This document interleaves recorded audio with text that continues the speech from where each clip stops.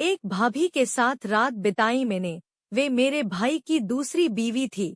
शायद भाई उनको शांत नहीं कर पाते थे। भैया भाभी की उम्र में 10 साल का अंतर इसलिए है क्योंकि भैया की ये दूसरी शादी है। उनकी पहली वाइफ की मृत्यु हो गई थी। मेरी दूसरी भाभी भरे पूरे शरीर वाली महिला है। ये बात उन दिनों की है जब मैं कॉलेज में पढ़ रहा था। उस समय मेरी उम्र करीब 19 साल थी। उन दिनों गांव में रामलीला चल रही थी। मैं रामलीला देखने गया था। जब रात को मैं रामलीला देखकर वापस आया और अपने कमरे में सोने जा रहा था, तब भाभी के कमरे की खिड़की खुली हुई थी।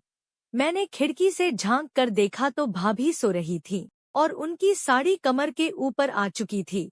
मैंने अपनी जिंदगी में आज पहली बार किसी औरत को देखा था। मैं वापस भाभी के रूम की तरफ बढ़ गया। उनके कमरे का दरवाजा लॉक नहीं था, कुछ खुला सा था। मैं दरवाजा खोलकर रूम के अंदर चला गया। मैंने भाभी के रूम की लाइट बंद कर दी और भाभी की तरफ देखा। भाभी गहरी नींद में थी। अब मैं भाभी के करीब आया और उनको देखा। मैं धीरे से बिस्तर पर चढ़ गया। वो हड़बड़ा कर बोली, कौन? मैंने कहा, भाभी, मैं हूँ। भाभी ने उठने का प्रयास करते हुए कहा, यह क्या कर रहे हो? मैंने कहा, भाभी, बस एक बार, जिंदगी में दोबारा कभी नहीं कहूँगा। भाभी ने कहा, नहीं, मुझे छोड़ो। मैंने भाभी से बहुत रिक्वेस्ट की लेकिन भाभी नहीं मानी। वो गुस्से में आकर बोली, तुम छोड़ रहे हो कि मैं माँ जी को बुलाऊं? मेरी हालत खराब हो गई थी। मैं भाभी को छोड़कर अपने रूम में आ गया और सोने की कोशिश करने लगा, लेकिन नींद नहीं आ रही थी। साला डर भी लग रहा था कि कहीं भाभी ने माँ को बता दिया तो न जाने क्या होगा। फिर न जाने कब नींद आ गई और मैं सो गया। मैं सुबह उठा तो रात की बात फिर से याद आ गई।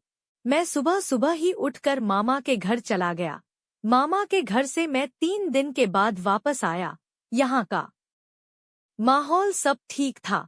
अब मुझे थोड़ी राहत हुई। भाभी मुझसे बात नहीं कर रही थी। मैं शाम को क्रिकेट खेलने चला गया। क्रिकेट खेलकर मैं लगभग 8 बजे घर आया।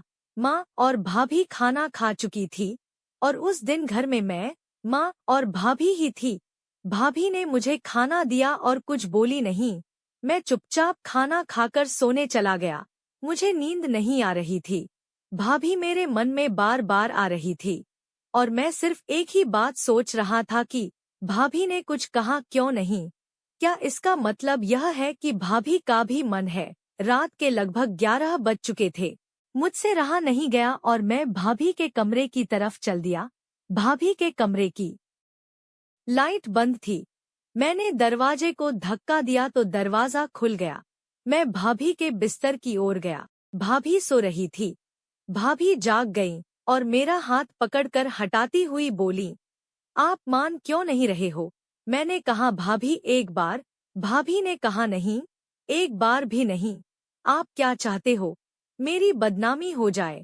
मैं थक हार कर अपने कमरे में चला गया। लगभग 10 मिनट बाद भाभी खुद चलकर मेरे कमरे में आईं और मेरे बिस्तर पर बैठ गईं। वो बोली, देखो रवि, तुम मुझसे 9 साल छोटे हो।